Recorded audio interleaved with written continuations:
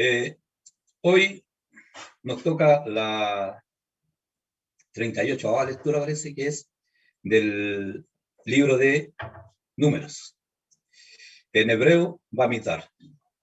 Y la lectura esta corresponde al capítulo 16:1 a 18:32. Y en realidad, al principio no hallaba cómo empezar esta paracha, y como nuestro Moré es un apoyo, me envió justo lo que necesitaba para enviar, para empezar. ¿Y qué es lo que me envió? Envió un artículo que dice: Coraje y sus seguidores Datán y Abivarán lideran una rebelión contra el liderazgo de Moisés y a Aarón. Elohá castiga a los rebeldes enterrándolos vivos a ellos y a sus familias. Y una vez más, Elohim hace caer una plaga sobre el pueblo. Ya. Entonces vemos que esta lectura empieza con una rebelión. Y la palabra rebelión, durante la historia, enseña, tiene mucho significado.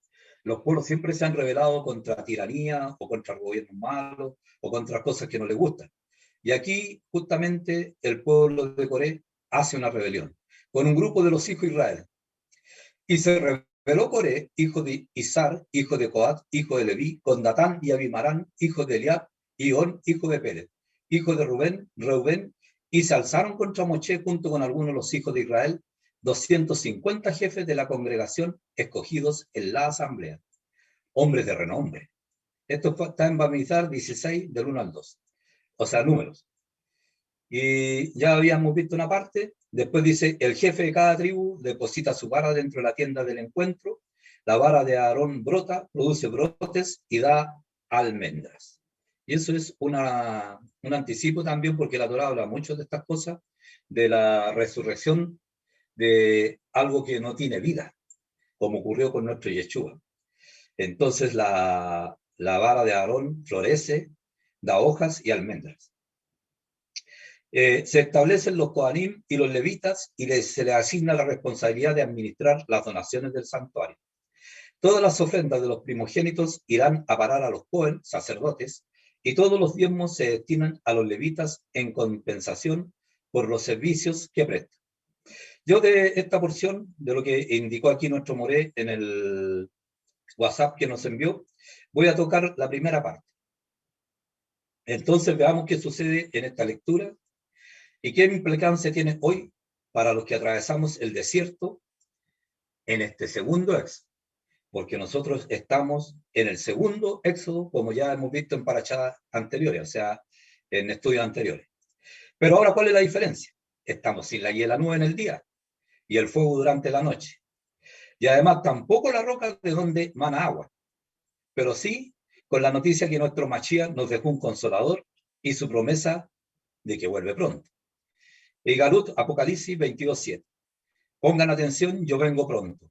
Elohá bendiga a los que hagan caso de la profecía que está en este libro.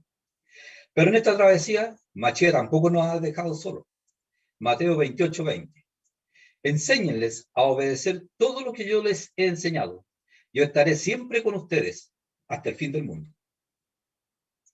Entonces volvamos a lo que estamos viendo en esta porción de la lectura. Toda rebeldía tiene causas y consecuencias. Entonces veamos las causas y consecuencias de la rebeldía de Coré. Y aprender de estos errores, cruzaremos con éxito el desierto y podremos evitar las graves consecuencias en nuestra vida, tal como lo anticipó Rav Shaul, Pablo, en 1 Corintios 10:1. Porque no quiero, hermanos, que ignoréis que nuestros padres todos estuvieron bajo la nube y todos pasaron el mar, y todos en Moché fueron bautizados en la nube y en el mar, y todos comieron el mismo alimento espiritual, y todos bebieron la misma bebida espiritual, porque bebían de la roca espiritual que los seguía, y la roca era Machía. Pero de los más de ellos no se agradó Elohá, por lo cual quedaron postrados en el desierto. Mas estas cosas sucedieron como ejemplo para nosotros, para que no codiciemos cosas malas como ellos codiciaron, ni seáis idólatras como alguno de ellos, según está escrito. Y se sentó el pueblo a comer y a beber, y se levantó a jugar. ni forniquemos como algunos de ellos fornicaron y cayeron en un día 23.000. Entonces, ¿cuál es la idea? La idea es que nosotros hagamos caso a la palabra del Eterno, sigamos lo que Él nos enseña y no caigamos en el desierto.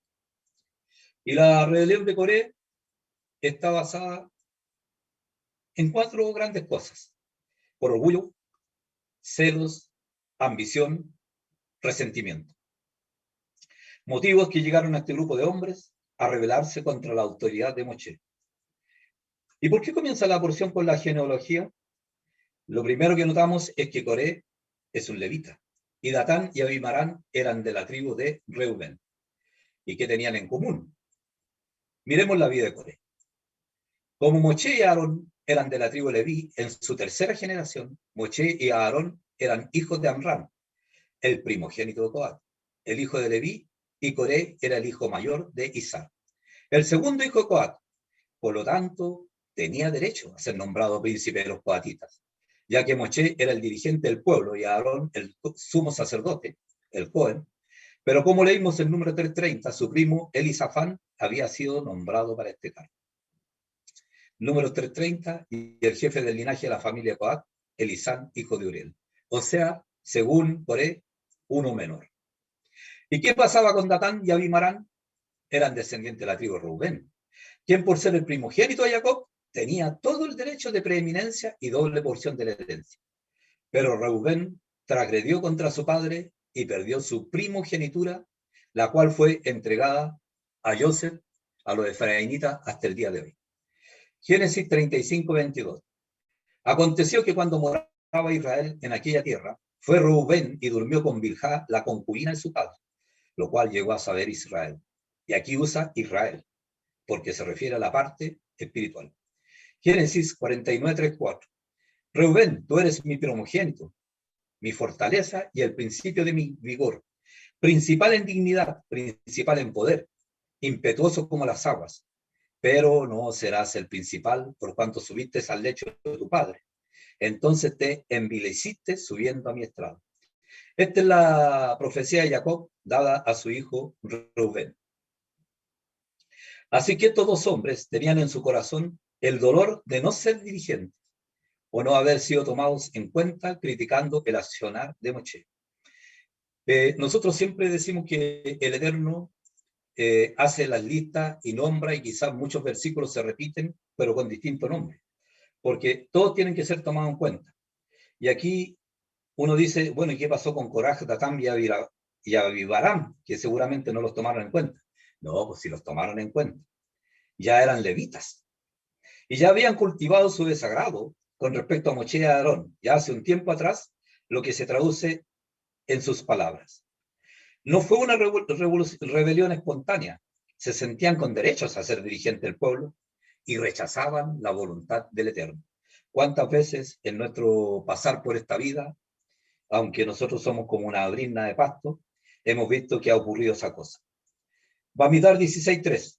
Y se juntaron contra Moshe y Aarón y les dijeron: basta ya de vosotros, porque toda la congregación, todos ellos son santos, y en medio de ellos está Elohá. ¿Por qué pues os levantáis vosotros sobre la congregación de Jehová? En lo que dicen, razón hay, porque en Devarim 7:6 dice: porque tú eres pueblo santo para Adonai tu Elohá. Adonai tu Elohá te ha escogido para hacerle un pueblo especial, más que todos los pueblos que están sobre la tierra. ¿Y dónde está el problema? Como decía nuestro hermano Juan Carlos Graterol cuando expuso que por cumplir un mandamiento, nosotros podemos hacer que el mandamiento sea más duro que lo que estamos tratando de hacer. Entonces, ¿qué es lo que dice aquí? El problema es la forma. ¿Y cuál es la forma? Un desacato a la autoridad, desconocer lo que Elohá instauró y dio al pueblo. Entonces, ¿qué pasó después? Conocedor de nuestro Padre y de su autoridad, Moshe ve inmediatamente rebeldía, desconocimiento a la autoridad del Eterno y a los llamamientos que él hizo. Y en este caso, de la Parashá Korech, el pecado había asomado al corazón de estos hombres que resistían la autoridad impuesta por el Padre. ¿Y qué sucede hoy? Que nos hemos alejado de la presencia de nuestro Padre. Se aprueban leyes que van contra sus mandamientos. Muchos en redes sociales denotan a nuestro Padre en una fuerte rebeldía, hasta con insultos. En 2 Timoteo 3:19 aprendemos: también debes saber esto, que en los postreros días vendrán tiempos peligrosos, porque habrá hombres amadores de sí mismos, avaros, vanagloriosos, soberbios, blasfemos, desobedientes a los padres, ingratos, impíos, sin afecto natural, implacables, calumniadores, intemperantes, crueles, aborrecedores de lo bueno, traidores, impetuosos, infatuados, amadores de los deleites, más que de enojar, que tendrán apariencia de piedad, pero negarán la eficacia de ella. A estos evita. Porque de estos son los que se meten en las casas y se llevan cautivas a las mujercillas, que están cargadas de transgresión, arrastradas por diversas concupiscencias. Estas siempre están aprendiendo y nunca pueden llegar al conocimiento de la verdad. Y de la manera que James y Jambres resistieron a Moshe, así también estos resisten a la verdad. Hombres corruptos de entendimiento, reprobos en cuanto a la fe. Mas no irán más adelante, porque su insensatez será manifiesta a todos, como también la fue de aquellos. ¿Cuáles de aquellos? Los que justamente estamos estudiando. La rebelión de Corea. Y James y Jambres, o Janes y Jambres, son dos hermanos identificados en la tradición como magos egipcios, que se pusieron a Moshe y a Aarón delante del faraón. Y sus nombres no se mencionan en el libro de eso, o en el Sefer de Shemot. Pablo los llama Janes y Jambres. Janes y Jambres se mencionan en la Biblia solo en este punto, en particular. Y la tradición rabínica los une al profeta pagano Balaam. Algunas fuentes dicen que se unieron a Israel en el cruce del Mar Rojo y tramaron la rebelión de Israel contra Moshe en el desierto, y fueron los verdaderos autores de la adoración impía al becerro de oro. Eso es un midrash. Hoy, que también tenemos hay cosas desordenadas. Hoy día, en Chile, nosotros vemos que la cosa está más desordenada que nunca. Inclusive el respeto a la autoridad vela por su ausencia. Y no se cumplen horarios, se violan señales de tránsito, tenemos el mayor índice de accidentalidad. Tenemos que pagar mayores costos por seguro de accidente debido a fraudes. En aseo es muy bajo el índice de obediencia a leyes de reciclaje de basura. Se asesinan niños, personas, hay violaciones, drogadicción, estafas. Se usurpan propiedades, se desconoce el esfuerzo. Se pregona una cacareada igualdad. Y por lo que vemos, la misma Torá nos da el ejemplo de que no todos somos iguales. Y lo más triste que estamos viendo es la manera tan explícita como estamos siendo conquistados para cambiar leyes en constituciones en general de muchos países, para que se adecúen a mis necesidades y que por lo general algunas van contra la Torá. Y en esta misma porción la enseñanza indica que el resultado de esta rebeldía es desastroso. Ir en contra de nuestro Padre siempre trae consecuencias. Y en este caso hay un sefer que poco se lee, pero que es muy interesante.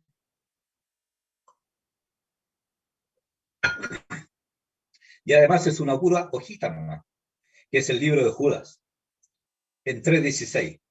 Y no digo versículo porque ya dije, es una pura hojita. Amados, por la gran solicitud que tenía de escribiros acerca de nuestra común salvación, me ha sido necesario escribiros, exhortándoos que contendáis ardientemente por la fe que ha sido una vez dada a los santos.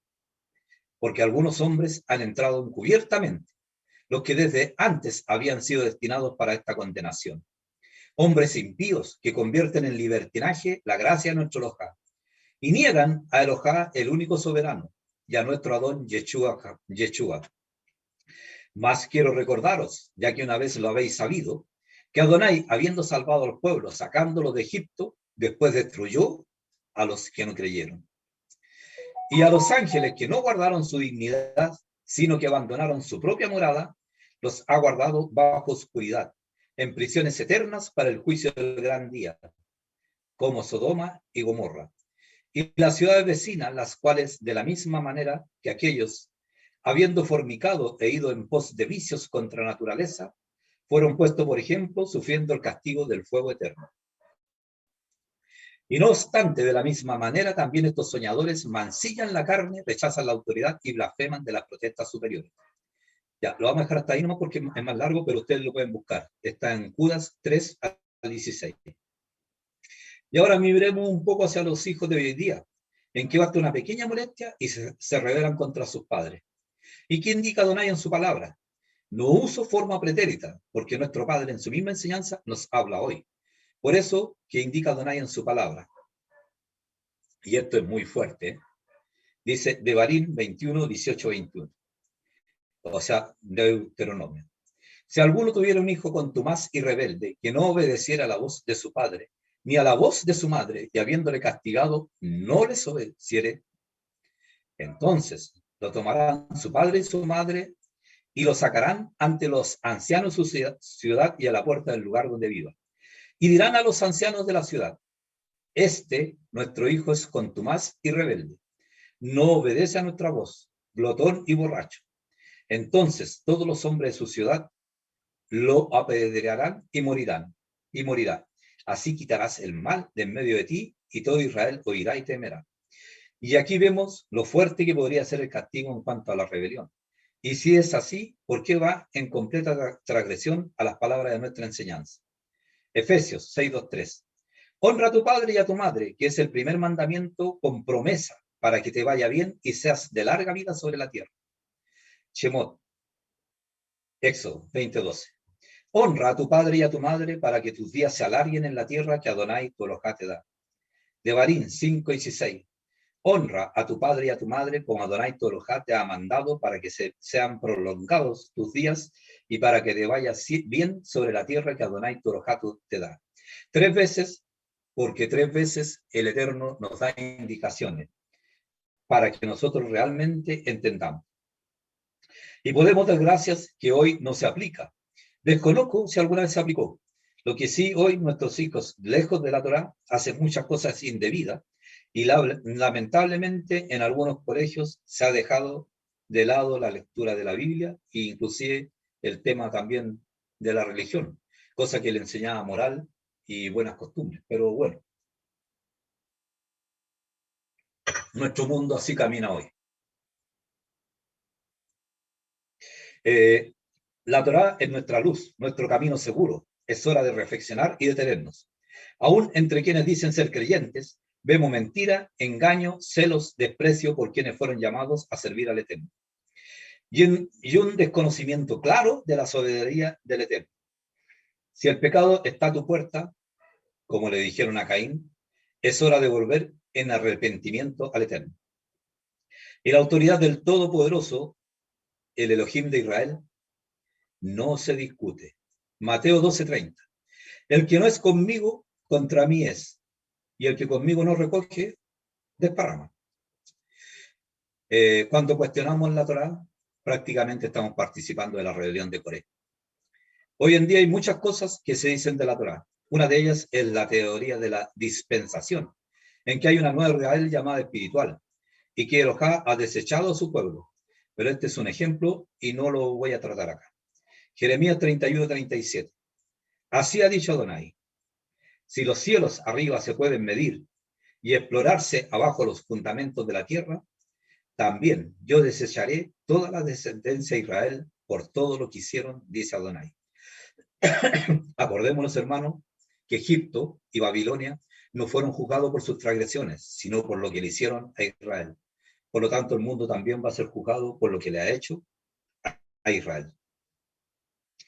Y antes de dejar la exposición, quiero referirme un poquito a Abraham. Y quizás un revolucionario de tomo y lomo, por lo cual fue llamado padre de la fe. Hebreos 11, 8 al 11. Por emuná, Abraham, siendo llamado, obedeció para salir al lugar que había de recibir como herencia y salió sin saber dónde iba. Pero le habitó, por la emuná, habitó como extranjero en la tierra prometida, como en tierra ajena, morando en tiendas con Isaac y Jacob, coherederos de la misma promesa. porque esperaba la ciudad que tiene fundamentos, cuyo arquitecto y constructor es Adonai.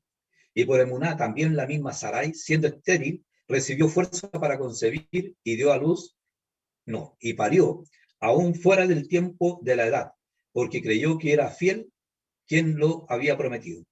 Esta última parte no tiene mucho que ver con la parashá, pero a mí me pareció bonita e interesante. Entonces, ¿qué hizo nuestro Abraham? Alteró la forma en que el mundo piensa sobre sí mismo, sobre la vida y en especial sobre el Creador. Por eso su nombre en hebreo significa Padre de numerosas naciones. Él es el padre de la civilización tal como lo conocemos. Desde su época en adelante, la gente nunca volvería a pensar de sí misma de la misma forma. Y Abraham nació en una época de tremenda agitación y confusión. Él vivió en un mundo en el que existía un recuerdo colectivo del diluvio. Acordémonos que estábamos cerquita del diluvio. Un mundo que enfrentaba la tiranía de Nimrod, el primer tirano. Un mundo que se iba a dividir en naciones. Un mundo en profundo conflicto consigo mismo que soportaba más de 2 décadas de guerra entre las mayores potencias. Un mundo sepultado bajo 1000 años de idolatría. Un mundo enloquecido. En definitiva, un mundo sin esperanza para el futuro. Y Abraham nació en la Mesopotamia, lo que hoy en día es Irak e Irán. Su padre, Teraj, era un comerciante que vendía ídolos. Y en esa época vender ídolos era un buen negocio. Había un ídolo diferente para cada estado de ánimo, para cada temperamento y para cada personalidad. Y en esa época, Jerusalén era llamada Salem o Salem. De acuerdo con la tradición oral, Shem, el hijo de Noah, y su nieto Eber abrieron y dirigieron una academia local dedicada a las tradiciones del creador y la moralidad. Y allí se desarrolló el conocimiento y la filosofía del monoteísmo. Sin embargo, no tenían muchos seguidores. Era una torre de marfil que no influía sobre la sociedad. Uno tenía que llegar allí, no era algo que se exportaba a los demás. Y Abraham cambió eso. En cada lugar que llegaba, él abría una posada y le ofrecía a la gente una comida gratis. Cuando le querían agradecer, les decía, no me agradezcan a mí, agradezcan a quien nos da todo.